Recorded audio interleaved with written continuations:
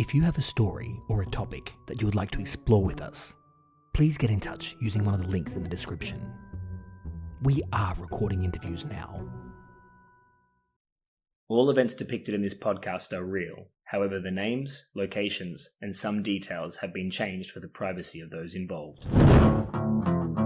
Hello and welcome to Walking on Eggshells with an Emotional Vampire, a podcast that above all things is about family.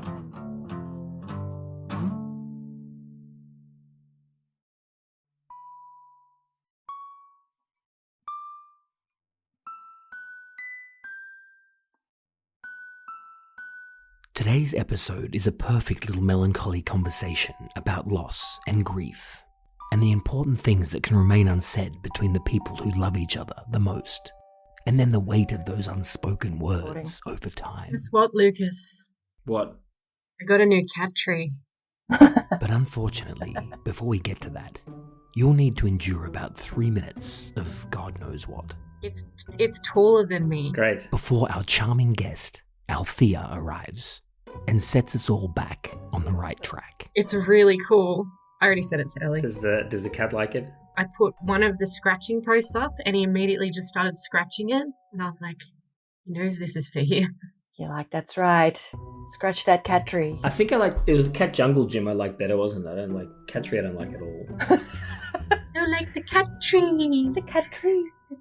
The tree for a cat. I don't not like cats. What do you mean? I like the stupid face ones. I got one of those ones that has what's the angry cat face? Oh, the grumpy cat. Grumpy cat. I do like those. That cat died. That's really sad. Jesus. He wasn't a grumpy cat, he was a terminally ill cat. It was a dead cat. Very nice. Beautiful. People like weird looks. I'm looking up that grumpy cat. That is such a weird looking cat. I'm going to look up grumpy cat too. It's got a human face. It's so weird. Oh, they are. Oh my God. It looks like what's that? Dobby.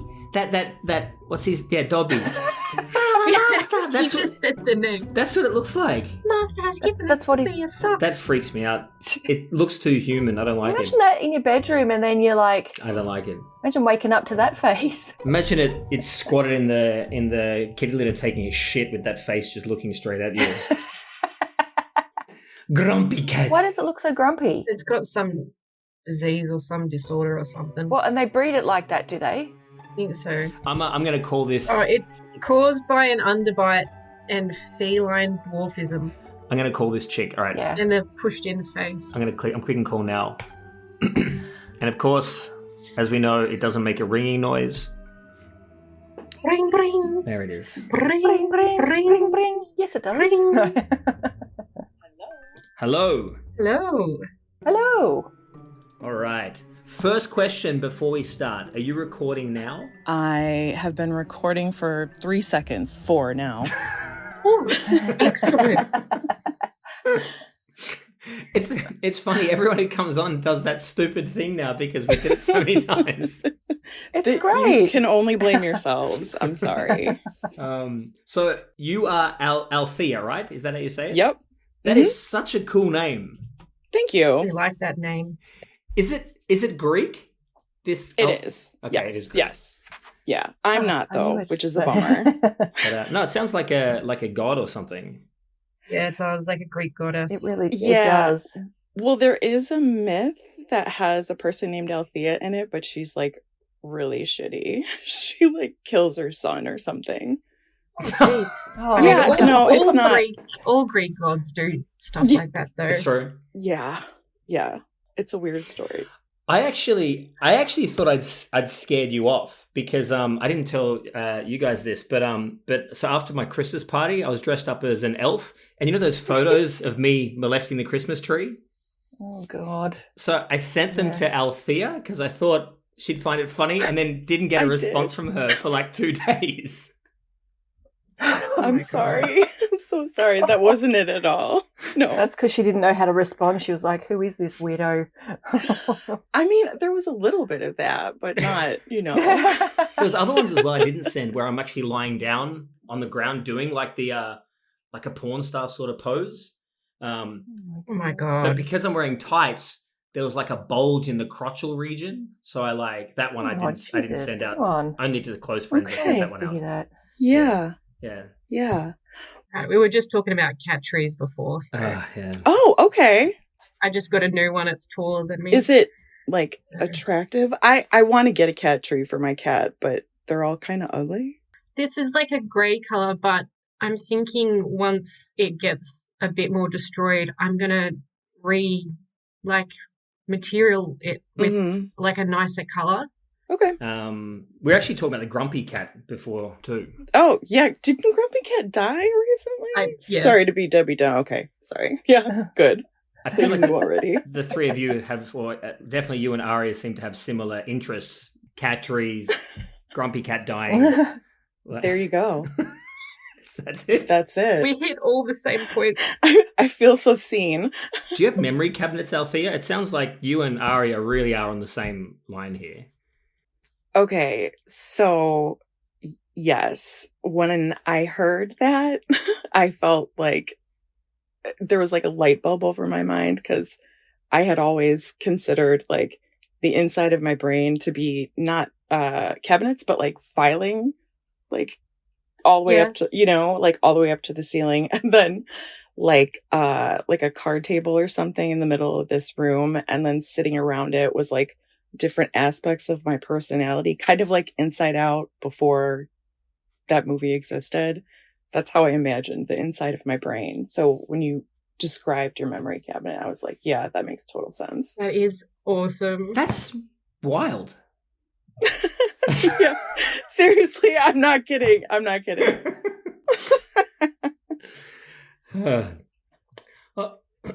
All right. Let's amazing. Let's refocus now. All right. So Althea is who we have on here today. So I don't know. I actually don't know a lot about you, Althea. I've barely spoken to you actually. But what do you want to tell us, or what? I don't know. You go ahead. Was there any particular story, or you want to give us an overline of your family? I just threw my pen. What have you got? Well, I think I can kind of do both at once. Like I can tell a story, if you don't mind a little bit of a tangent, while I kind of describe like other parts of the story in a little more detail. All about the tangents. That might make sense. Sounds great. Okay. Yes. Fantastic. Okay. My mom always told me to begin a story with once upon a time. So once upon a time, there was a little girl named Althea.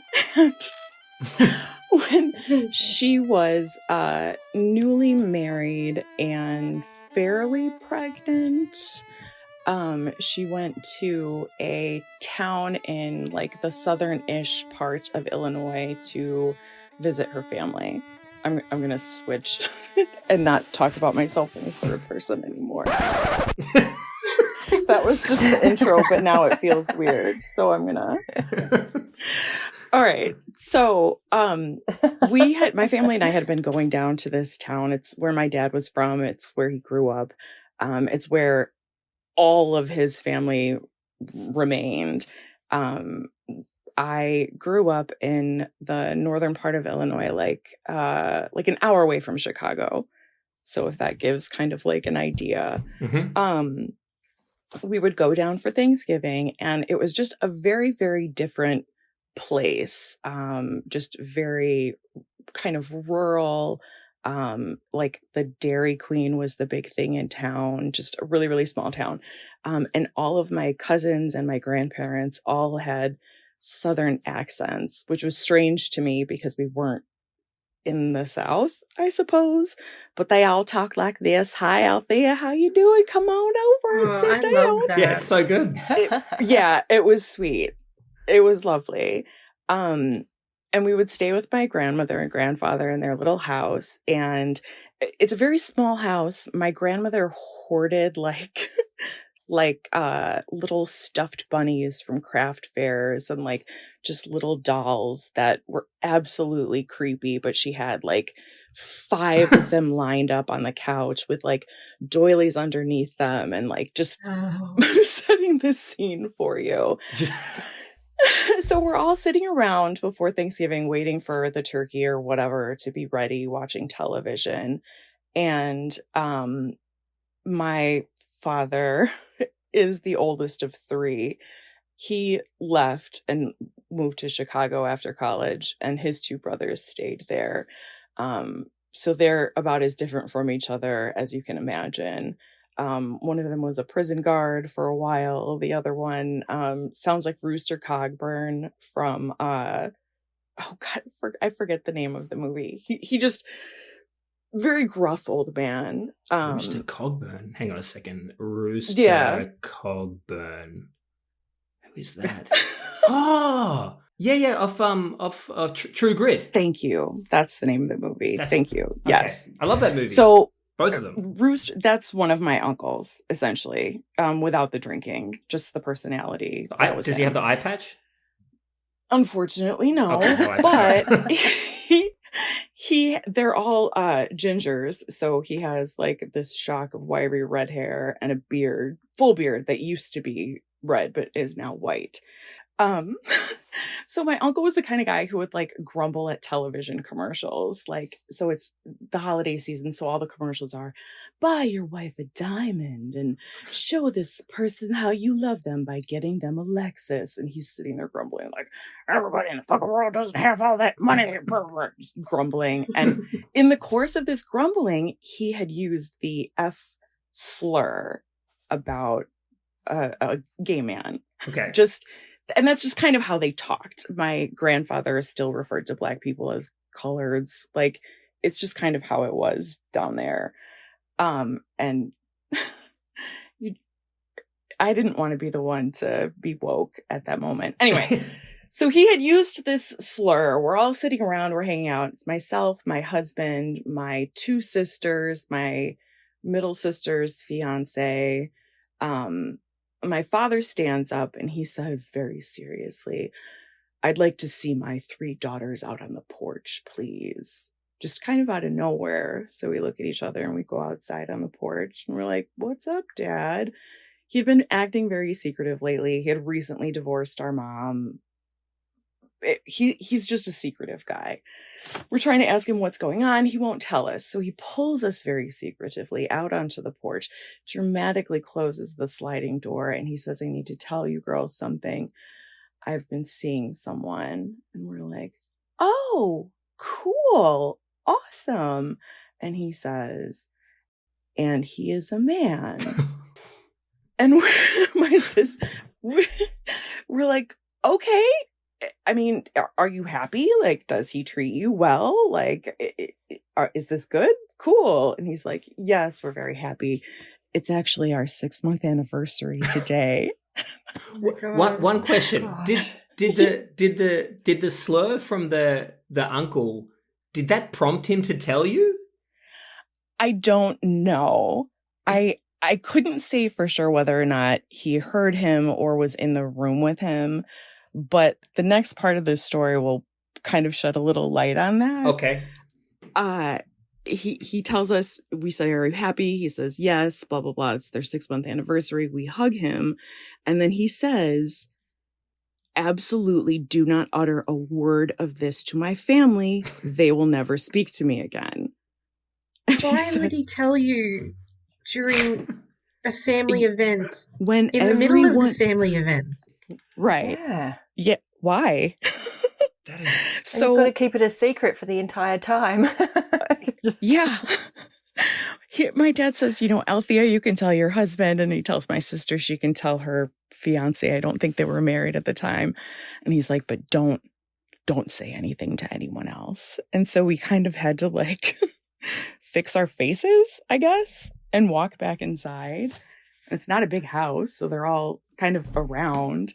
And I pull my husband into my grandparents' bedroom, and I like pull this like sliding door shut. And I'm like, do you know what my dad just said? And he's like, what?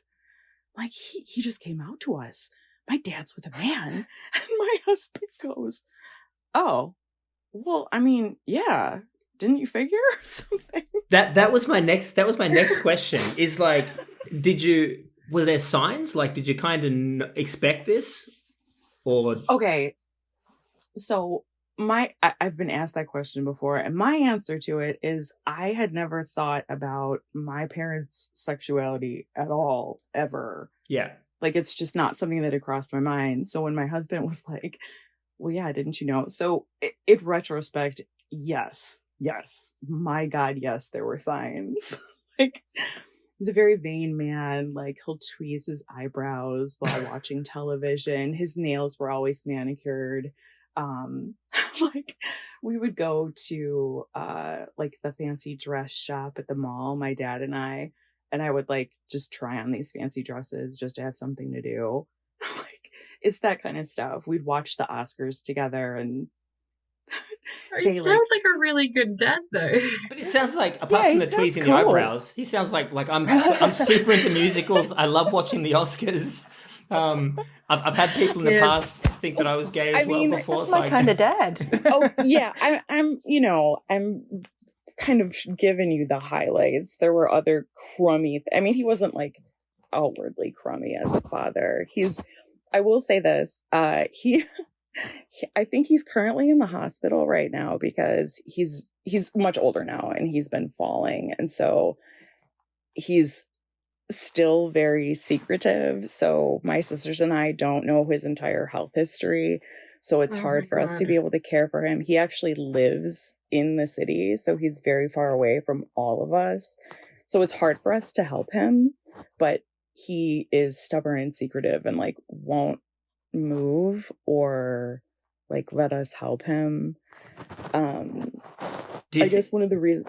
Go ahead. I'm sorry. I mean, do you think maybe the secretive comes from, obviously he was gay and maybe he had been hiding it for his whole life? Maybe that's where the secretive side comes from, maybe?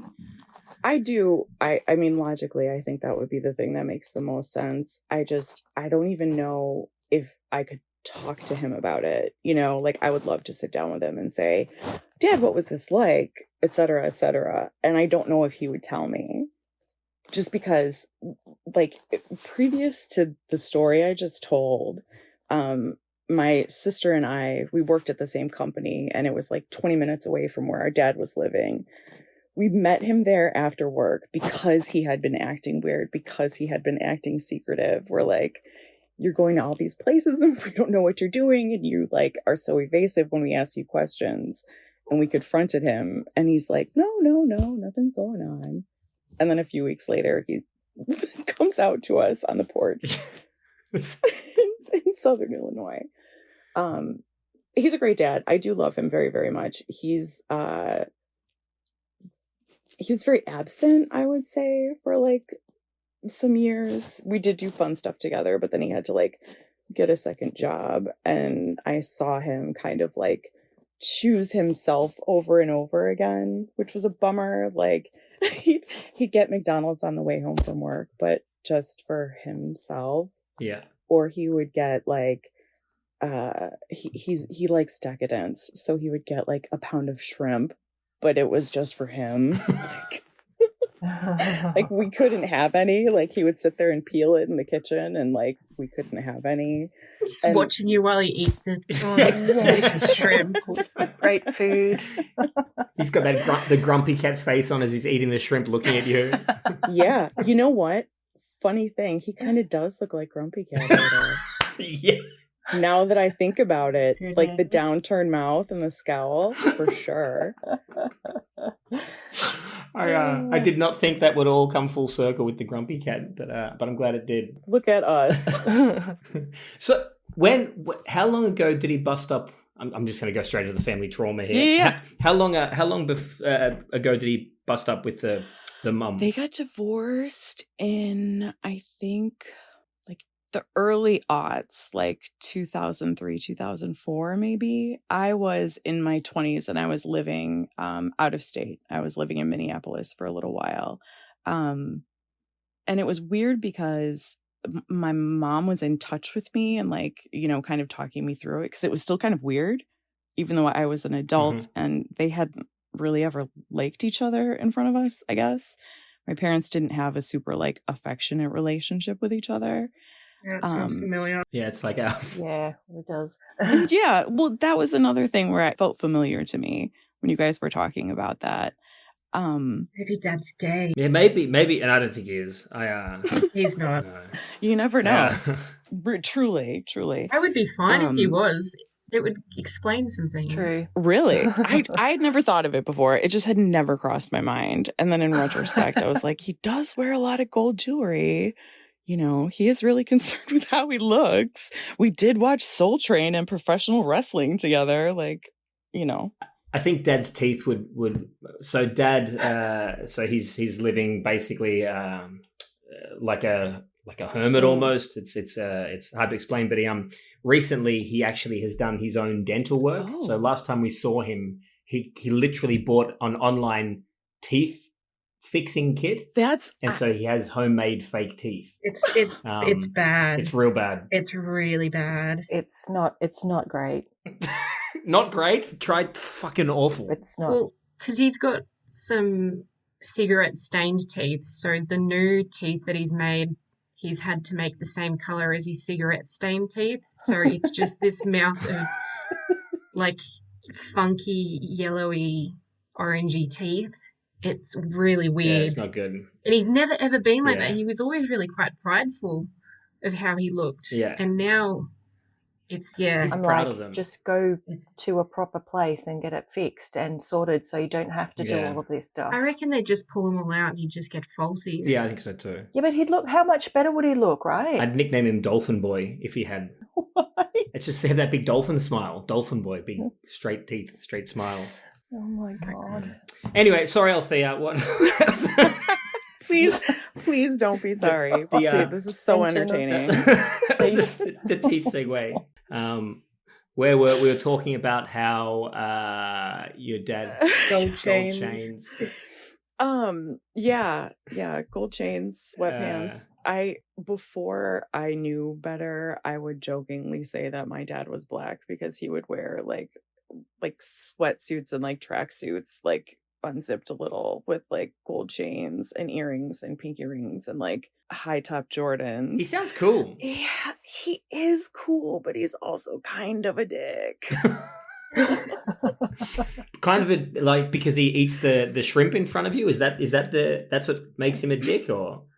Well, yeah, maybe a little, but like, okay. So what I was saying when when my parents got divorced, like I said, I was living out of state. I was far away, and my mom called to talk to me through it and was there to kind of like emotionally support. And my dad, silence, nothing. He didn't reach out to me at all. So I was kind of like, does he not care if I care? Like, why isn't he trying to, I don't know, dad at me or something, you know, like kind of reassure me? Or even as an adult, I was kind of shocked at how shocked I was, I guess. I mean, you see your parents and they look, it's like a loveless marriage or something. And then you become an adult and you start to see them as people and they're flawed. And then like this one last thing that was holding them together finally stops working. And then it kind of messes with your head, you know, I mean, right?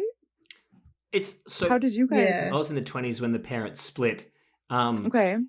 And it's just the way I am. To me, honestly, I didn't care at all. Like it actually was. They hit it for a while that things were ending. Mm-hmm. But so for me, it didn't really affect me too much. I think Aria, it affected her a lot worse, I think. I was really happy when they told me, or when Mum told me, that they were separating, because I thought it meant that there'd be no more fighting, because basically they just fought every day.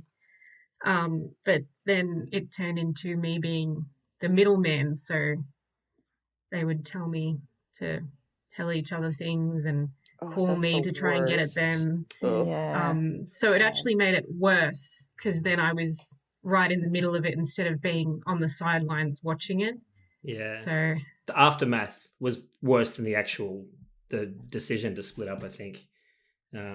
Did you have stuff like that with yours? Do your parents get along, or did they hate each other afterwards? I think they got along. I think they probably got along better after they were like not cohabitating anymore and they could have their own lives a little bit more.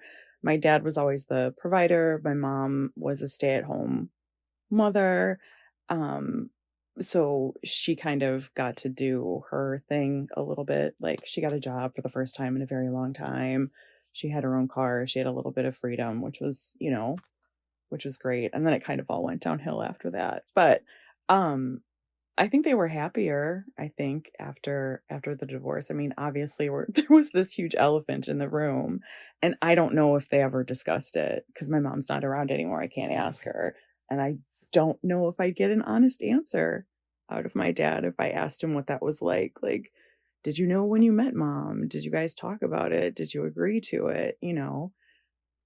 Was your mum open? Like, did she, like your dad was sort of closed off? Is your mum secretive? No, not at all. She was smart and dramatic and loud, and we butted heads a lot, I think, because our personalities were kind of the same. She was morbidly obese for my entire life and for most of her life, and it contributed to a lot of health problems that she had. And that was frustrating kind of for all of us because we knew that she couldn't really help herself, but she wouldn't allow us to help her, kind of. And so, like I said, there was like a health decline, which wasn't super great. But I think she had a good, maybe 8 to 10 years of like happy single life. Did she know that your dad was gay? I don't know. I never had that conversation with her because I was away for a long time, and when I moved back finally, I got engaged and married like very soon after that. So there was this divorce and this new partner for my dad and this whole thing. And I was like, first time mom, new wife, new condo, all of this stuff, when I really should have sat down and talked to her about it. I thought I had more time. So I don't know. I have no idea. I think the reason why my sisters and I reacted the way we did is because of my mom, because she kind of taught us to be open and loving. And, like she told us about her gay best friend from college. And, she exposed us to people that weren't like us, I guess, if that makes sense. Mm-hmm. So it wasn't a surprise when he told us. It was just shocking because we had never thought about our father in this way. I actually don't find it unusual. Like, I think if dad, so the parents split up and then dad ended up gay, I don't think it's something I'd be running to talk to mum about either. Because I don't know, I wouldn't want her to feel, I don't know, like it belittled their relationship or. Right. Yeah. Well, and I mean, it's between them. You know what I mean? Yeah, like 100%. They were married. That doesn't have anything to do with me necessarily. Yeah, exactly. So yeah. In retrospect, I wish I would have asked her, but too late. So it sounds like your mum passed away? Yes, she passed away in the summer of 2016. So I think it's been like 8 years. Okay. Yeah, I think 8 years. Sorry to hear that. Oh, thanks. It sucks, but thank you. That wasn't great. I was telling your brother that this is such a bummer because he said, I don't really know anything about you. Like, I'm interested to know who, like meet you, quote unquote. This was in our messages. This is the. Yeah. I said, I'm normal in that I was fake tap dancing in front of my extended family in the ICU while my mom was dying because I didn't know what else to do. Like, my whole family was around, and I'm like used to it being this joyous occasion, but everyone was quiet. I'm like, this is weird. I'll do a little dance. Lighten the mood a little. Just that like humor and morbid, yeah. Mm-hmm. There's a movie called Graveyard for the Fireflies. I don't know if you've seen it or not. Mm-mm. So it's a really sad anime film, and there's one scene where something really sad happens, and then the brother wants to cheer his sister up, so he just starts doing cartwheels around a swing set, and it's really sad, but it's also kind of beautiful as well, and yeah, when I read your text, it actually reminded me of that. Just had that same sort of emotion about it. Yeah. like laughing and crying at the same time. It's Yeah. kind of, Yeah, just trying to do anything to not feel whatever you're feeling at that point. Mm-hmm. Yeah, definitely. Something like that, for sure. Important question though. Are you a good tap dancer? Oh, no. Oh, that not makes at it all. even better. Yeah. No, not at all. Not a good tap dancer. So, but I could fake it. So I don't know if it worked.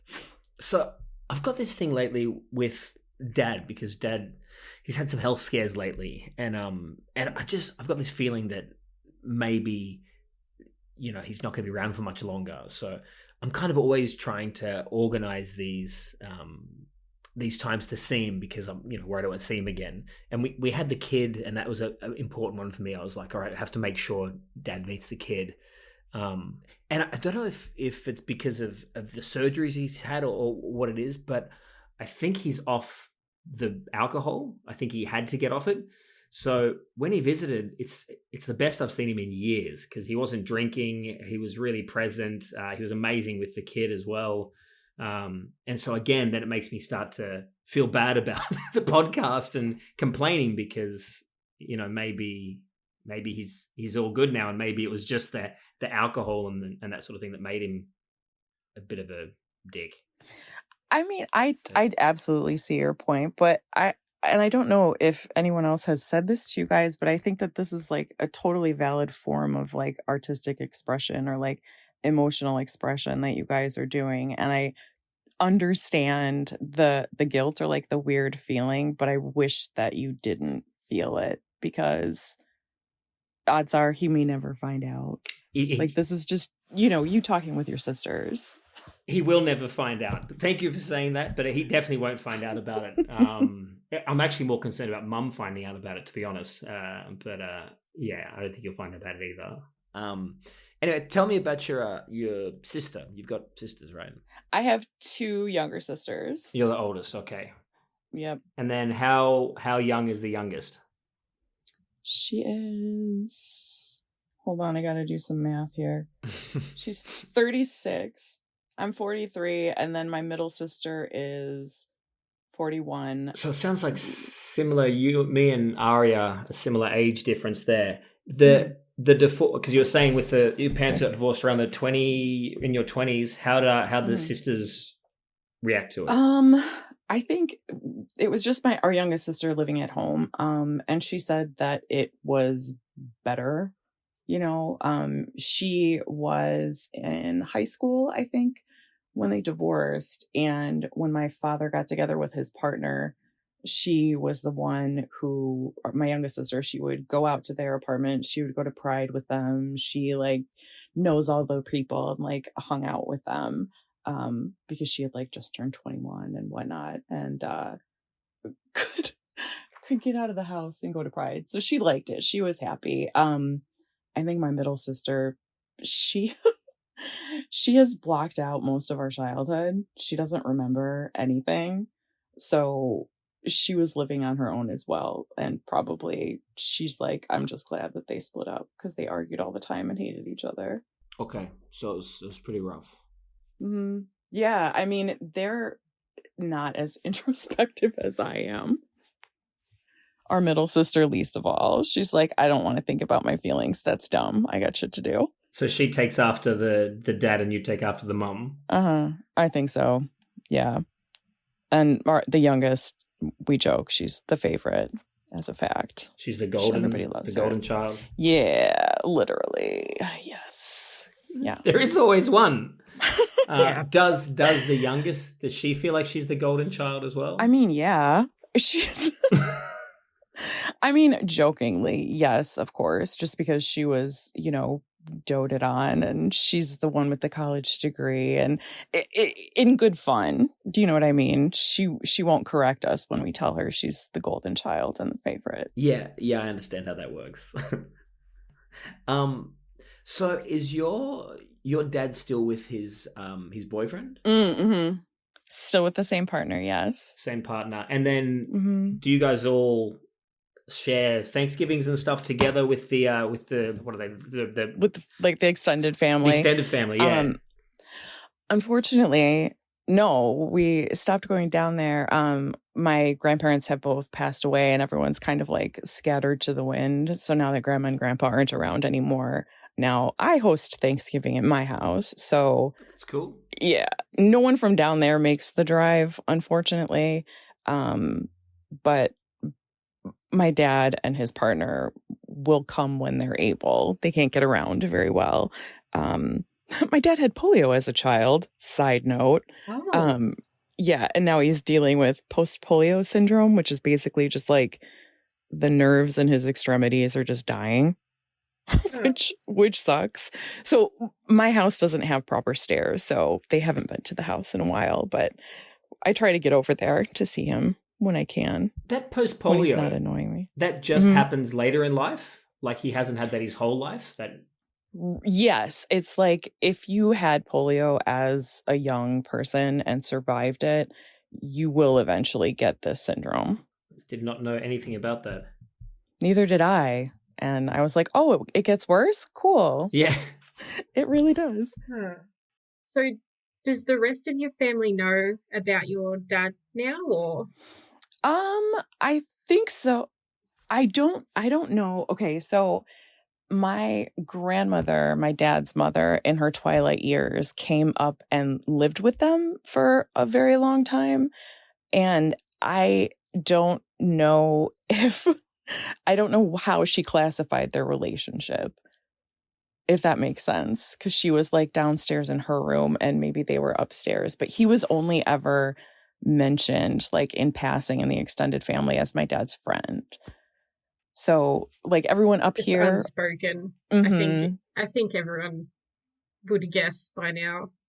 I would hope so. For sure. But I wouldn't put it past my grandmother to like not admit that to herself and just say, oh, they're just confirmed bachelors, having They're just friends. living together. They're just friends, Yeah. See, because usually at this point I try and like get into the psychology and think about Mhm. what's behind everything. But I think with this story, it's pretty clear. Like it seems like your dad's secret and not being able to tell his family, it was just probably a big burden. And obviously he had his personality traits as well. But yeah, it seems like that probably is what caused a lot of the issues there. And it's just it's just really sad. It's a sad story. Like especially your mum and your dad. Like it just must have been hard. Just to have all those things unsaid.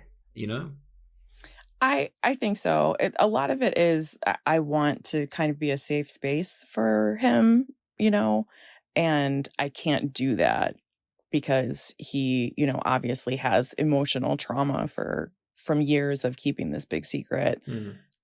It's just you saying it's sad is very accurate because I feel like he's holding this weight or holding this heaviness, and I wish he could like get rid of it or at least let his children help him with it or something. I'm not sure. I know that's kind of like an abstract idea, but the secretiveness, it's like, have I done something wrong that you don't trust me? Why won't you tell me these things?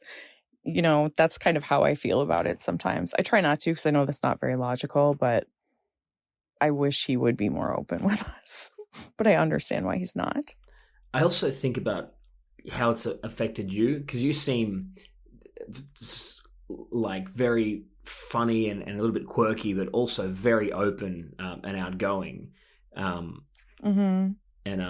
And like you've been through a lot there. It sounds like with your mum that was pretty tragic. Yeah. I mean, obviously your mum dying is quite tragic. And also her struggling with the weight and all of that. It just sounds like you've had a lot to deal with, and it's shaped who you are. Right. And like you talk about it cheerfully, but that's obviously how you cope. Well, yes, absolutely. I think part of that is because of having a complicated name, but also, and this is another bummer, I'm so sorry. My parents had another girl before they had me, but she was premature. And didn't live longer than a day because her lungs weren't ready. Oh my God. A year later, they had me, and I was like this super, super healthy baby girl. Althea means wholesome and healing. And so that's why they gave me that name. Okay. So I have been told that story my entire life. So I've like had death kind of, just like around, I guess, from the jump. So I have to be humorous about it.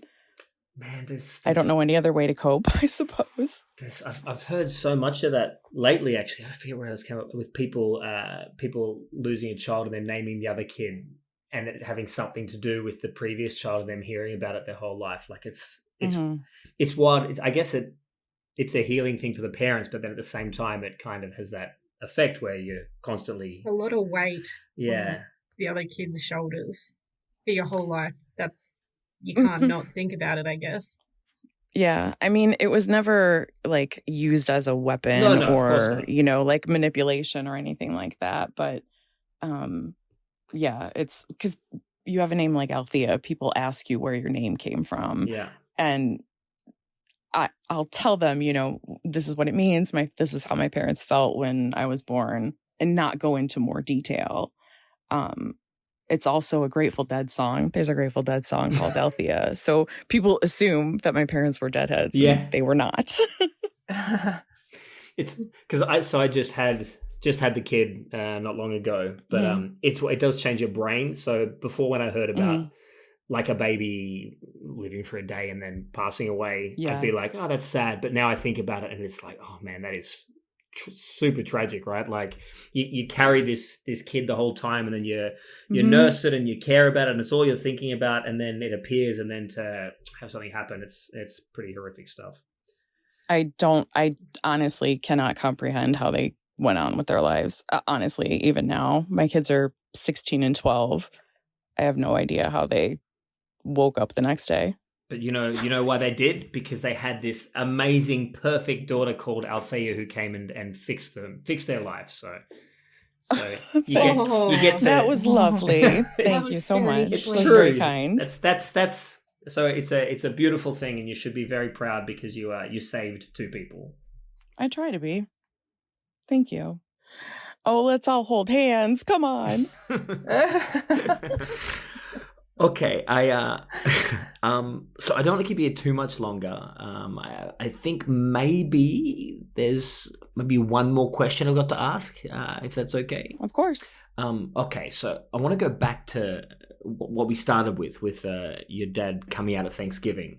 I just want to maybe focus on like why it was that he chose that time to come out, because I don't know, it seems like such an attention-grabbing thing, and from what I know about him, that it just seems off character to me. Or is that on character of him?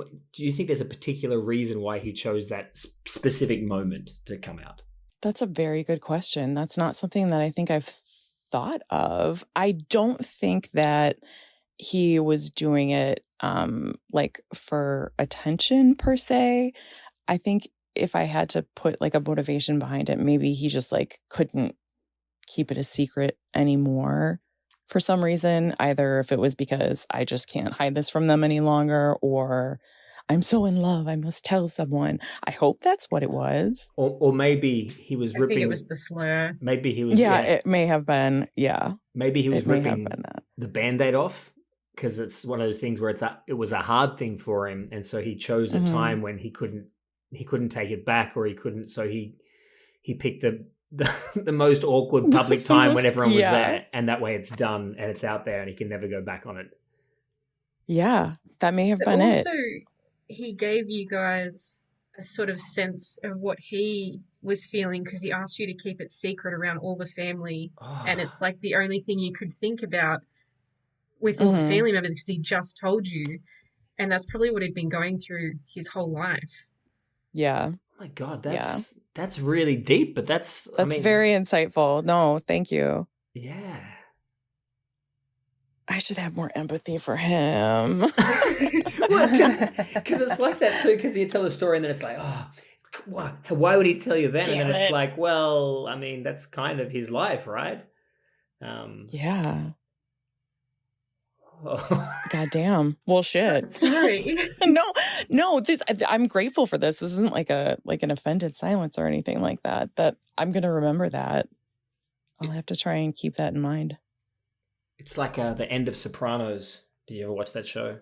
The last episode of Sopranos, when the screen goes black and then people are complaining, saying, you didn't get an ending, you didn't tell you anything. But the thing is that's what happens as the audience. You got whacked because you never see it coming. It just you just suddenly go black.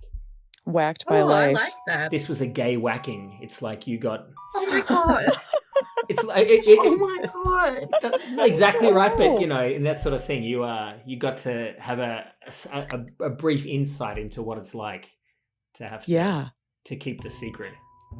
An old high school friend of mine would call that being bitch slapped in the face with reality. Yes, that's what that was. Thank you. I'm gonna get some ice.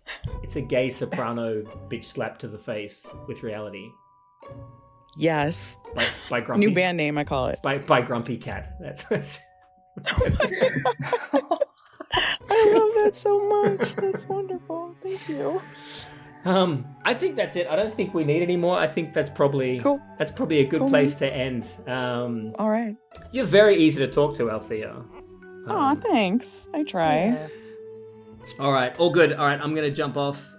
Lovely to meet you. I'll send you more pictures of me in weird costumes in the future as well. It was lovely to have met the three of you. Thank you so much for your time. You too. Take care. Yeah, you too. I hope you guys have a good so day. much. Take care. You too. Bye. Bye. Thank you. Bye. Thanks. Bye. Next time on Walking on Eggshells with an Emotional Vampire. Essentially, the family unit is difficult to articulate. At the time, it was quirky. It was a very open family, but no one knew what it actually was until we sort of got out of it. And then we sort of looked back and were like, oh, that was essentially a cult. It was essentially a polygamous relationship, except no one ever got married. And at any time, we had between 3 to 6 women living in the house with us and another, 2 to 5 kids. Our surnames were all changed to sort of fit in with, his expectation of what a strong family unit looked like. So having, multiple different names across the group of people was frowned upon. So we all changed our name to be under the one. Essentially, he exploited the older women that were in the group. The group was called the family. If you enjoyed today's episode, please don't forget to like and subscribe. Your support is greatly appreciated. Walking on Eggshells with an Emotional Vampire is recorded, edited, and produced by me, Lucas Shaw. Thanks for listening.